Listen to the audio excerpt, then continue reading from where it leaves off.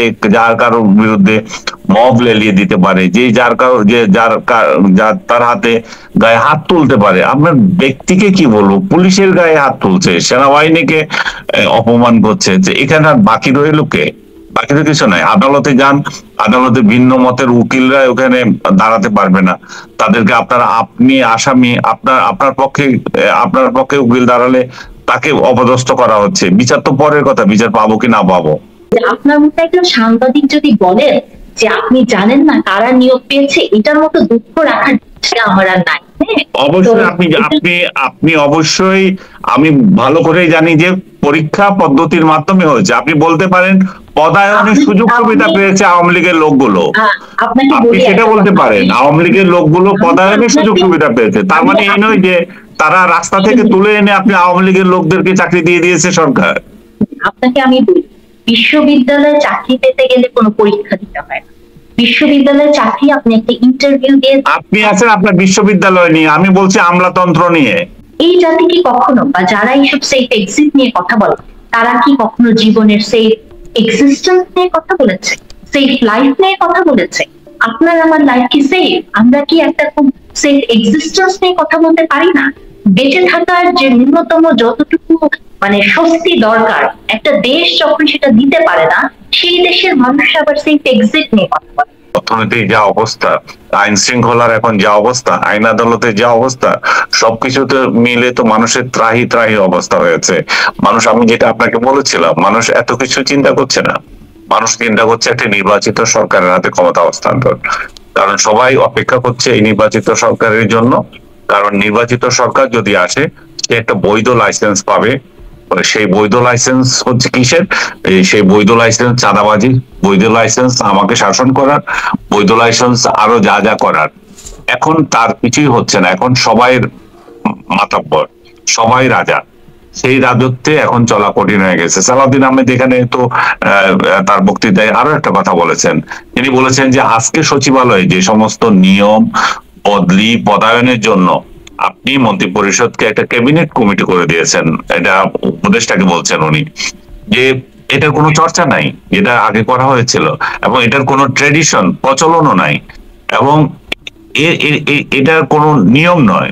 তারা যা করছে পদোন্নতি বা নিয়োগ বদলির মধ্যে, সেটা এখানে একটা রাজত্ব সৃষ্টি করেছে। আপনি খোঁজ নেবেন, আমরা খুব অসন্তোষ প্রকাশ করছি। সালাউদ্দিন আহমেদ একজন সাবেক আমলা, উনি জানেন কোথায় কি হচ্ছে, ওনার বন্ধুরা আছে, ওনার সিনিয়র জুনিয়ররা আছে এখানে। এখানে রাষ্ট্র ক্ষমতা দখলের আগে যে আইন প্রশাসন যে দখল হয়ে যাচ্ছে, এখানে পুলিশ প্রশাসন কারা দখল করছে, এখানে সেনা প্রশাসনে কারা যাবে, কোন মতাদর্শের লোকগুলো যাবে, আমলাতন্ত্রে কারা যাবে, এগুলো নিয়ে তো আরেকটা ওয়ার্ক চলতেছে পেছনে।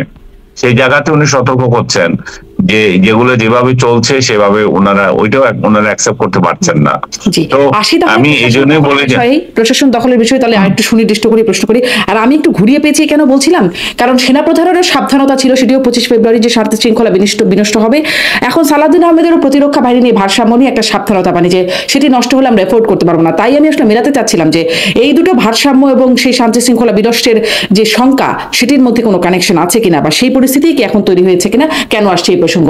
আপনি বলছেন যে প্রশাসনের ব্যাপারটা, সালাউদ্দিন আহমেদের যে বক্তব্য, সালাউদ্দিন আহমেদ বললেন যে এখানে রাজত্ব সৃষ্টি হয়েছে, জামায়াতের নায়েবে আমির ওদিকে বলছেন যে এদিকে বিএনপির দিকে আঙ্গুল তুলে বলছেন যে একটি দলের অভিযোগ, প্রশাসন দখলের একটা অভিযোগ করছেন, এবং তিনি ওই মানববন্ধন থেকে বা তাদের যে সমাবেশ সেখান থেকে তিনি এরকম কথা বলছেন। আবার কদিন আগে মাহফুজ আলম তিনি বলছেন চোখের সামনে দেখলাম বিএনপি জামায়াত ভাগাভাগি করে নিয়ে গেল। প্রশাসনে পদায়ন বদলি ইত্যাদি বিষয় নিয়ে সবাই, সরকার পক্ষ, বিএনপি, এদিকে জামাত, সবাই অভিযোগ করছেন। এমন পরিস্থিতি আসলে কেন হচ্ছে আনিস আলমগীর? ওই জন্য হচ্ছে, কেউ বৈধ লাইসেন্স নাই, এখন সবাই লাইসেন্স দাবি করছে, আমারও ক্ষমতা আছে, আমারও ক্ষমতা আছে, আমারও ক্ষমতা আছে। এবং মাহফুজ আলম যে কথাটা বলেছেন সেটা একেবারে সত্য, ওনারা ভাগাভাগি করে নিয়েছেন। মাহফুজ আলমদের যে দল বা মাহফুজ আলমরা যেখান থেকে এসেছেন সেই এনসিপি, আমি জানি না উনি ওইটা আফোর্ড করেন কিনা ওই রাজনীতি, বাট যেখান থেকে ওনাদের উৎপত্তি, যে এনসিপি তো এখানে যেটুকু কাজ করছে চাঁদাবাজি এবং আপনার যেটুকু করছে বদলি বাণিজ্য, এগুলো করছে। কিন্তু বদলিগুলোতে যে লোকগুলোকে দিচ্ছে সেটা তো তাদের দলের না। তাদের দল তো এত বিস্তৃত হয় নাই যে তাদের লোক এখানে বদলি করবে। তো তারা এই সুবিধাটা নিচ্ছে, বাণিজ্য করছে। আর এই যে লোকগুলো বদলি হচ্ছে সেগুলো হয় বিএনপি নয় জামাত। আর আওয়ামী লীগ যারা ছিল বা আওয়ামী লীগ বনা যারা ছিল তাদেরকে তো সাইড লাইনে ফেলে দিচ্ছে অনেক আগে। তাহলে তো এটা ভাগাভাগি করার জন্য তো দুইটা দলই আছে। মাহফুজ তো ঠিক মতো বলেছে, আমরা দেখলাম রাতারাতি এরা ভাগ করে নিয়েছিল। তো সেই ভাগে হয়তো কারো কেউ কম পাচ্ছে, কেউ বেশি পাচ্ছে, কেউ এগিয়ে যাচ্ছে। এটা নিয়ে ওনাদের মধ্যে গোলযোগ, এটা নিয়ে ওনাদের মধ্যে এখন কে বেশি পাচ্ছে কে কম পাচ্ছে সেটা ওনারা জানেন, কারণ লোকগুলো ওনাদের। তাহলে আমি ডক্টর নাহিদ আপনার কাছ থেকে এই বিষয়ে মন্তব্য জানতে চাই। সবারই অসন্তোষ, সবাই অভিযোগ করছে।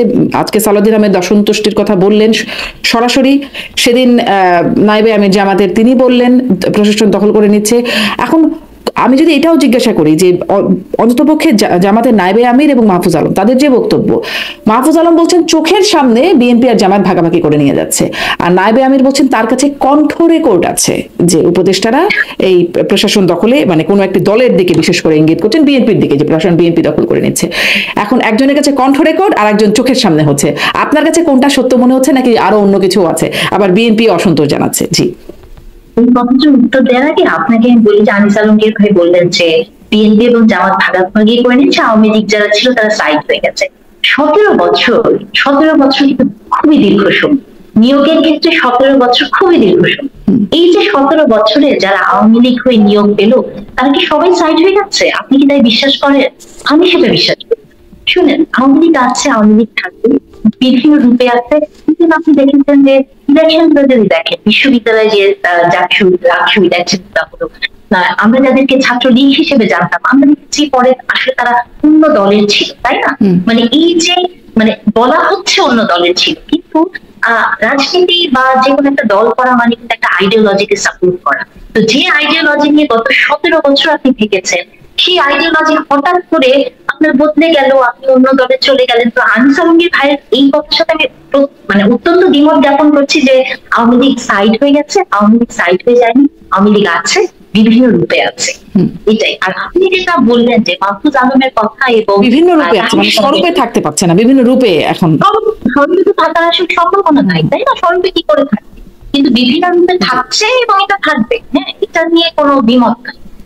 আমরা জানি থাকতেও দেওয়া উচিত না, এদেরকে ইয়ে থেকে চাকরি থেকে বের করে দেওয়া উচিত। একটা দেশে কি আপনি একটা নিয়োগ পেয়েছে, ধরেন আমার বিশ্ববিদ্যালয়ের কথা বলছি, গত 17 বছর যতগুলো নিয়োগ হয়েছে, যেভাবেই নিয়োগ হোক না কেন, এখন একটা চাকরি আপনি পেয়ে গেছেন, তাকে তো আপনি বের করে নিতে পারেন না, তাই না? সেটা যদি আপনি বিশ্বাস করেন, তাহলে তো এখন আমাদের দেখতে হবে যে কম্পিটেন্ট কে কোন দল করে, কে কোন দল করতে, সেটা তো বিষয় না। এবং সেই জন্য ফসিল গুলোকে এনে আপনি প্রশাসনে বসাতে পারেন না। তো আজ থেকে 4 বছর আগে 5 বছর আগে রিটায়ারমেন্টে চলে গেছে, এরকম ফসিল গুলোকে এনে আপনি এখন যদি প্রশাসনে বসান, তো প্রশাসন না। হ্যাঁ, এরকম ফসিল তো কয়েকটা, কিন্তু আমি বলছি যে গত 17 বছরে যে পরিমাণ নিয়োগ হয়েছে, তারা তো আওয়ামী লীগ হয়ে নিয়োগ পেয়েছে।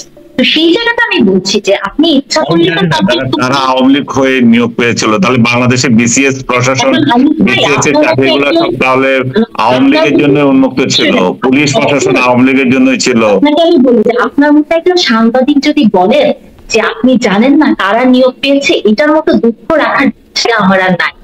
অবশ্যই আপনি অবশ্যই, আমি ভালো করেই জানি যে পরীক্ষা পদ্ধতির মাধ্যমে হয়েছে। আপনি বলতে পারেন পদায়নের সুযোগ সুবিধা পেয়েছে আওয়ামী লীগের লোকগুলো, আপনি সেটা বলতে পারেন। আওয়ামী লীগের লোকগুলো পদায়নের সুযোগ সুবিধা পেয়েছে, তার মানে এই নয় যে তারা রাস্তা থেকে তুলে এনে আপনি আওয়ামী লীগের লোকদেরকে চাকরি দিয়ে দিয়েছে সরকার।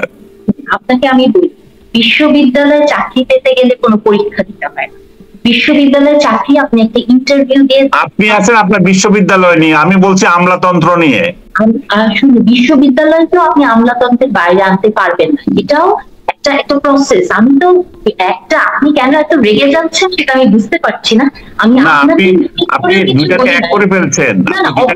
আমি প্রতিটা নিয়োগের কথা বলছি, এবং আপনার কি মনে হয় না যে একটা যখন প্রশাসন চলে বা একটা ইলেকশন হবে, সেখানে বিশ্ববিদ্যালয়ে বা অন্য কোনো জায়গার কোনো ভূমিকা নেই, শুধু কি আমলাতন্ত্রেরই ভূমিকা থাকে? একটা সরকার কি মানে আমলাতন্ত্র দিয়ে টিকে ছিল, কিন্তু এই আমলাতন্ত্রের ভেতরে আমি ওটাই বলতে চাচ্ছি আপনাকে যে এখন পর্যন্ত সচিবালয় আপনি বললেন আওয়ামী লীগ সাইড হয়ে গেছে, হয়নি। আমি সেটাই আপনাকে বলছি, কারণ অ্যামাউন্ট এত বেশি, সময়টা এত দীর্ঘ, 17 বছর, এটাকে আপনি কোনোভাবেই ইগনোর করতে পারবেন না। আর সেকেন্ড যে প্রশ্নটা শারমিন আপা আমাকে করলেন যে তাহের সাহেবের যে কথা, আমি মনে করি যে নাহিদ ইসলাম যেটি বলেছেন যে তার মনে হয়েছে 5 জন উপদেষ্টা কথা তিনি বলতে পারেন, তারা মানে কোনো না কোনো কিছুর সাথে জড়িত। বাংলাদেশের আইনে বা পৃথিবীর সব আইনে একটা নিয়ম আছে যে আপনি যখন তাকে দোষারোপ করবেন তখন আপনাকে সেই দায়ভারটা নিতে হবে, প্রমাণ করার দায়িত্ব আপনার। তাহলে আমি তো মনে করি যে জুলাইয়ের পরবর্তীকালীন সময়ে আপনি এতটুকু মেরুদণ্ড আপনার শক্ত হয়নি যে আপনি 5 জনের কথা বলছেন, সেই নামটা আপনি প্রকাশ করতে পারছেন না। আর তাহির সাহেব তো আরেক কাছে বেশি, উনি বলেছেন দেখেন যে একটা কণ্ঠ রেকর্ড আছে। আমরা এমন একটি ভয়ঙ্কর দেশে বাস করি যে দেশে গত 17 বছর ডিজিএফআই বলেন, এমটিএনসি বলেন, যারা আমাদেরকে কণ্ঠ রেকর্ড, ব্যক্তিগত ডেটা, এগুলাকে প্রকাশ করার হুমকি দিয়ে কত কিছু করেছে। এখন পর্যন্ত যে মানুষটি শুধু আমাদেরকে কেন, তৎকালীন প্রধানমন্ত্রীর কণ্ঠ পর্যন্ত রেকর্ড হয়ে আছে, কথা রেকর্ড হয়েছে। এবং দেখেন মানে উনি খুব বোল্ডলি বলছেন যে ওনার কাছে কণ্ঠ রেকর্ড আছে। আপনি চিন্তা করেন তো, এটা যদি বিশ্বের অন্য কোনো দেশ হতো, ইউরোপিয়ান কোনো দেশ হতো বা আমেরিকা হতো বা কিছু, আপনি ডেটা প্রোটেকশন এত স্ট্রং সেসব জায়গায়, এই কথাটা বলাটাই তো অন্যায়। আপনি দেখেন না যে সিসি ক্যামেরা যেখানে থাকে নিচে লেখা থাকে যে এই ভবনটি সিসি ক্যামেরা দ্বারা নিয়ন্ত্রিত, তার মানে হচ্ছে এটা যে চোরকেও আপনি জানিয়ে দিলেন যে তুমি যে চুরি করতে আসবা তুমি কিন্তু রেকর্ডেড থাকবা, কারণ চোরেরও সেই মানে জায়গাটা আছে জানার যে সে ওখানে গেলে রেকর্ডেড হবে। তো আপনি যখন একটা মিটিং এর কথা বা আমি জানি না কিসের কনভারসেশনের কথা উনি বলছেন, এই যে আড়ি পেতে শোনা কনভারসেশনটা দেখেন, বাংলাদেশের অনেক টেলিভিশন চ্যানেল ছিল, 71 নামের একটা টেলিভিশন চ্যানেল ছিল যেখানে আড়ি পেতে কথা নিয়ে ঘন্টার পর ঘন্টা প্রোগ্রাম হয়েছে, এবং সবাই খুব মানে আবেগে আপ্লুত হয়ে এই আড়ি পাতার গল্পগুলোকে নিয়ে বড় বড় কথা বলেছে, তাই না? কারো মনে বাংলাদেশের কোন জার্নালিস্ট তখনকার সময় এই প্রশ্নটি তোলে নাই যে ব্যক্তিগত কোনো কনভারসেশন এইভাবে রেকর্ড করা যায় না। যে কোনো কনভারসেশন আপনাকে রেকর্ড করতে গেলে আপনার পারমিশন নিতে হয়। ইভেন এই যে আপনার সাথে আমি টক শো করছি, এখানে কিন্তু একটা লেখা এসেছে যে এই প্রোগ্রামটি রেকর্ড হচ্ছে, আমি কি রাজি না। তার মানে পৃথিবীর কোন জায়গায় আপনি কোনো কনভারসেশন কাউকে না বলে রেকর্ড করতে পারবেন না। তাহলে এই যে কথাগুলো বলে, আমি জানি না তার কাছে রেকর্ড আছে, যদি রেকর্ড থেকে থাকে আমি মনে করি সরকারের এটিকে শক্ত হাতে দেখা উচিত। এবং আমরা কখনোই চাই না যে গত 17 বছর আবার আমাদের জীবনে ফিরে আসুক, আমাদের টেলিফোনে আড়ি পাতা হোক। ওই যে শুনেছিলাম না কি একটা আছে যেটা ইসরায়েল থেকে কেনা হয়েছিল, কি নাম, পেগাসাস। আপনি কি জানেন পেগাসাসের কি হয়েছে? আমি তো জানি না, তাই না? তাহলে এই যে পেগাসাস নাকি কেনা হয়েছিল, সবার কথা আড়ি পাতা হতো, এগুলো কি আমাদেরকে এই সরকার কখনো বলেছে যে এনটিএনসি আর কাজ করে না? তারা কি আমাদেরকে একবার বলেছে যে আমার আর আপনার ব্যক্তিগত কথোপকথন তারা রেকর্ড করে না? তাহলে এই আশাটা তো আমরা জুলাইয়ের পরে করি নাই। তো আমি মনে করি যে এখন সেই যা যা রেকর্ড হচ্ছে সেগুলো দিয়ে হুমকি দেওয়া হচ্ছে যে আপনারা যদি মানে আমাদের কথা মতো বা আমাদের স্বার্থ বাস্তবায়ন না করেন তাহলে সেগুলো ফাঁস করে দেওয়া হবে। ব্যাপারটা কি এখনো সেই অবস্থায়? এবং দেখেন শান্তা, এটা কিন্তু অতীতের কনভারসেশনের কথা তিনি বলেন, তিনি এখনকার উপদেষ্টার কথা বলছেন। তার মানে অবভিয়াসলি এটা ঘটেছে জুলাইয়ের পরবর্তী সময়। জুলাইয়ের পরবর্তী সময়ে আপনি ব্যক্তিগত কথোপকথন রেকর্ড করে সেটা হুমকি দিবেন, এবং সেটা আমরা জনগণ শুনছি, নিউজ পেপারে আসছে, গত 5 দিনের টক শো কিন্তু এটা নিয়ে আমরা কথা বলছি, কিন্তু কেউ প্রশ্ন করে না যে যেই কথাটি বলছেন সে সবচেয়ে বড় অবৈধ কাজ করছেন, অন্যায় করছেন, এবং এটা সে করতে পারে না। এই আমি আনিস আলমগীর আপনার কাছ থেকে একটু এ প্রসঙ্গে শুনতে চাই, জামাত কি স্পাইং করছে? এই যে কণ্ঠ রেকর্ডের কথা বলছেন, এবং যদি করেও থাকে তাহলে সেটি জাতির স্বার্থে যদি ষড়যন্ত্র থেকে থাকে কেন সেটা প্রকাশ করছে না? কেন নাহিদ ইসলামরাই প্রকাশ করছে না? তারাও বলছেন সব ফাঁস করে দেওয়া হবে, মানে এটি আসলে পরেই ফাঁস করে দেওয়া হবে সুযোগ সুবিধা মতো বা অসুবিধা হলে। এই অবস্থায় কি কেন পৌঁছাচ্ছে? এখানে কি মনে হয়, কি উদ্দেশ্য? স্পাইং করছে কিনা এবং পরে ফাঁস করে দেওয়া হবে, দুটো বিষয় আপনার বক্তব্য। স্পাইং করছে কিনা আমি জানি না, তবে আমি মনে করি যে ব্যক্তিগত আলাপ তো রেকর্ড করা উচিত নয়। এবং ওনারা কোন পদ্ধতিতে পেয়েছেন, প্রশাসনে ওনাদের যদি কোনো ব্যক্তি থেকে থাকে তাদের মাধ্যমে এটা হতে পারে। আমি এই আগে যে আলোচনা হচ্ছিল সেখানে একটু সংশোধনী দিচ্ছি আমার কলিগকে। আপনি যে বলছেন যে সাংবাদিকরা এটা নিয়ে কোনো প্রতিবাদ করেছিলেন কিনা, হ্যাঁ, সাংবাদিকরা এটা লিখেছিলেন যে যখন সরকার এই পদ্ধতি প্রচলন করেছিল আড়ি পাতা বিষয়ে, তখন এটা নিয়ে অনেক লেখালেখি হয়েছিল।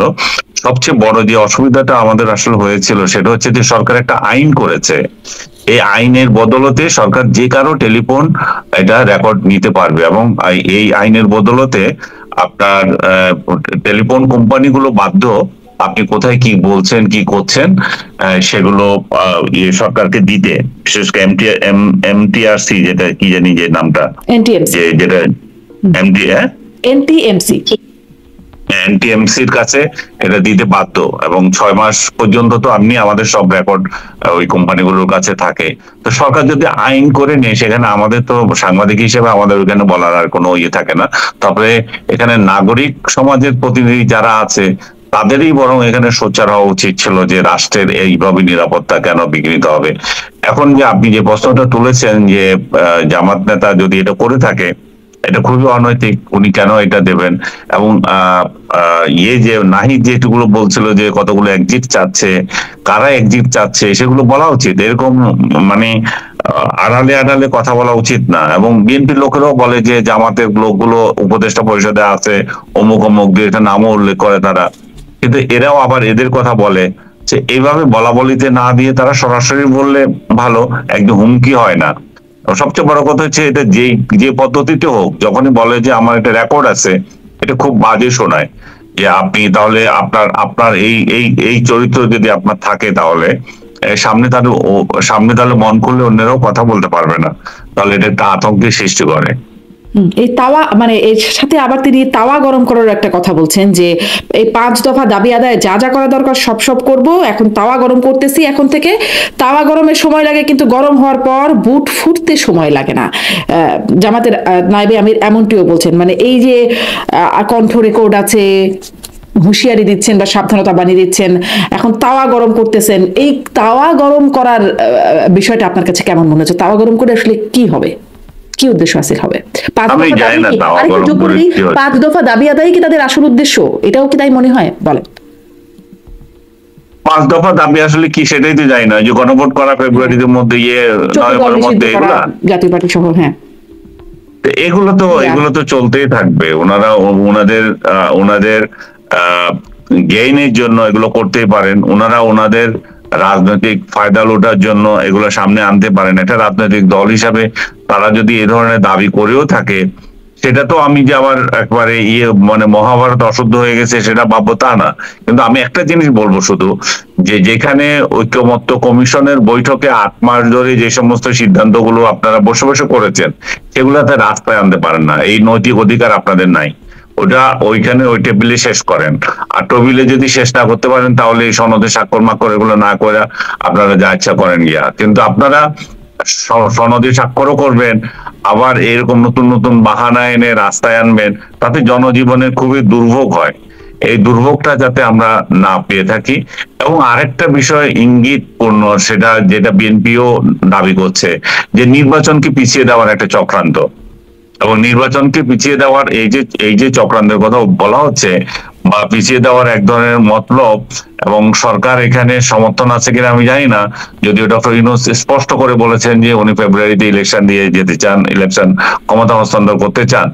এখন সেই জায়গায় যদি এই নির্বাচন নিয়ে বা এই ধরনের ইস্যু নিয়ে তালবাহানা করে, যে বিএনপি নেতা যেটা বলতেছে যে স্বৈরাচার, পতিত স্বৈরাচার কিংবা তার দোসর একটি দেশ এই সুযোগ নেওয়ার জন্য বসে থাকবে, এবং সেটা আমরা কেন হতে দেব?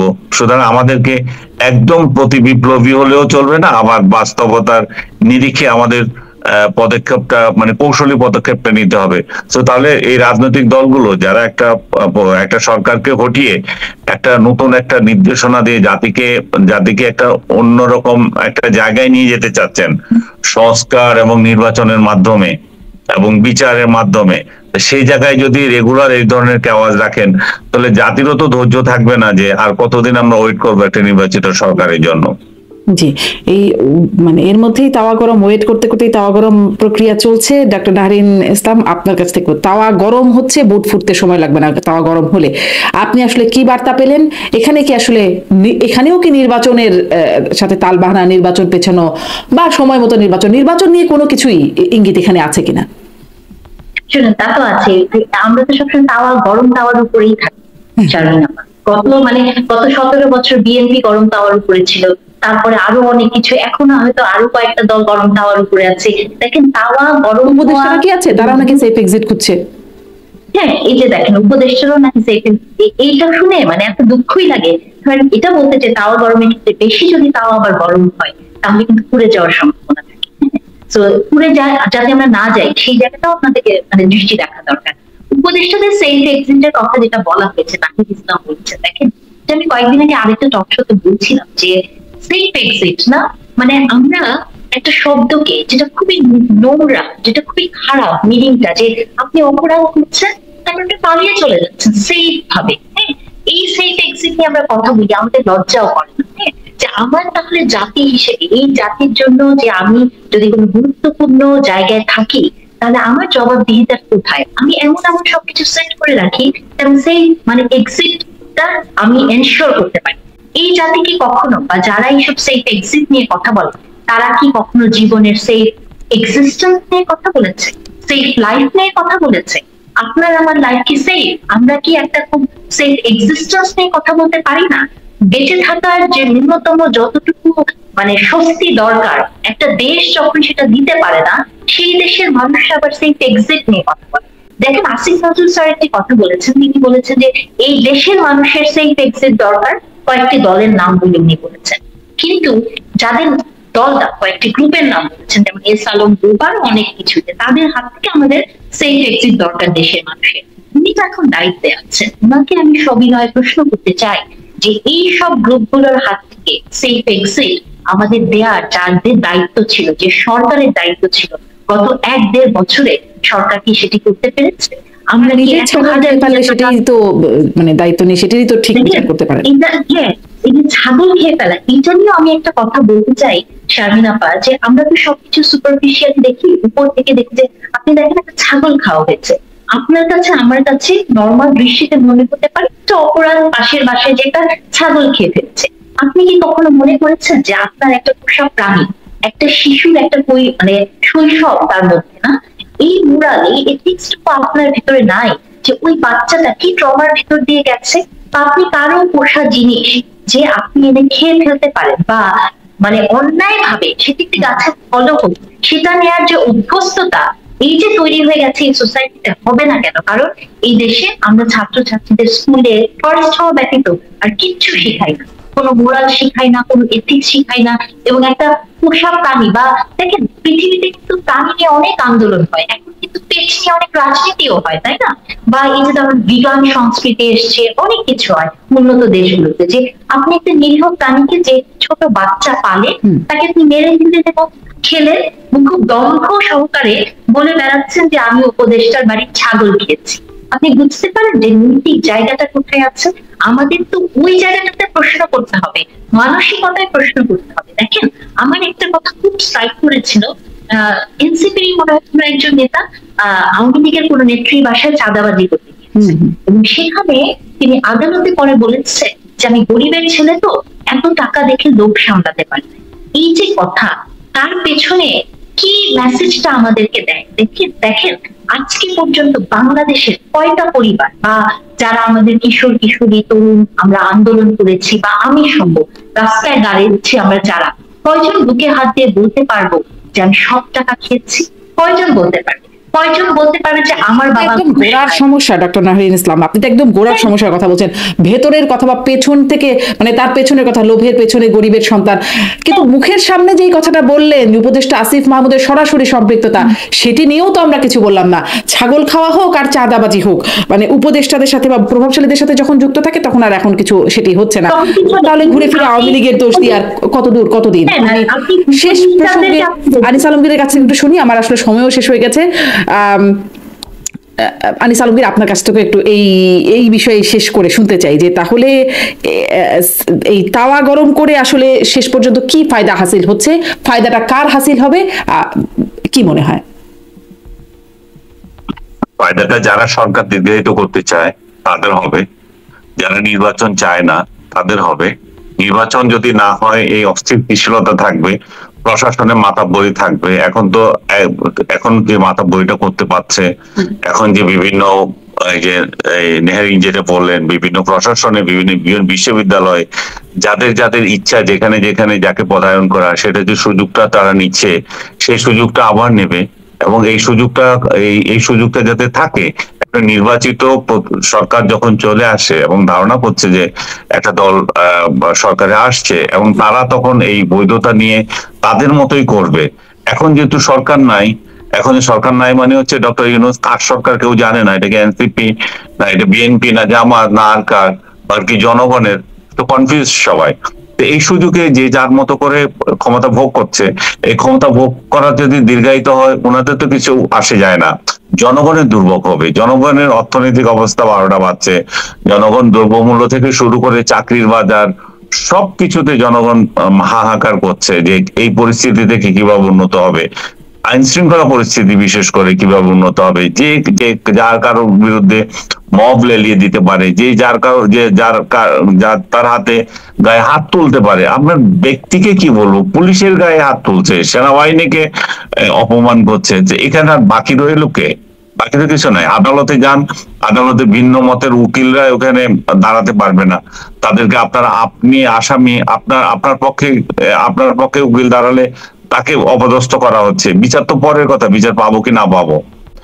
এমন একটা পরিস্থিতি, এমন একটা অরাজকতা, যারা চায় এটা কন্টিনিউশন হোক, এবং এই অরাজকতার মধ্য দিয়ে হয়তো তারা চাচ্ছে যে একটা দল আরো বেশি বদনাম কুড়াবে এবং আর একটা দল সুনাম অর্জন করবে, এবং প্রশাসনে তাদের যে মন মতো করে প্রশাসনকে সাজানো যাবে, যাতে যত দেরি হয় যখন আরো দেরি হলে তখন যেমন জনসমর্থন যেমন তারা পাবে, তেমনি প্রশাসনের সহায়তাও পাবে। আমি মনে করি তাওয়া গরম করবে তারাই যারা ইলেকশনকে পিছিয়ে দিতে চায়, একটু সোজা কথায়, অন্য কিছু না। জি।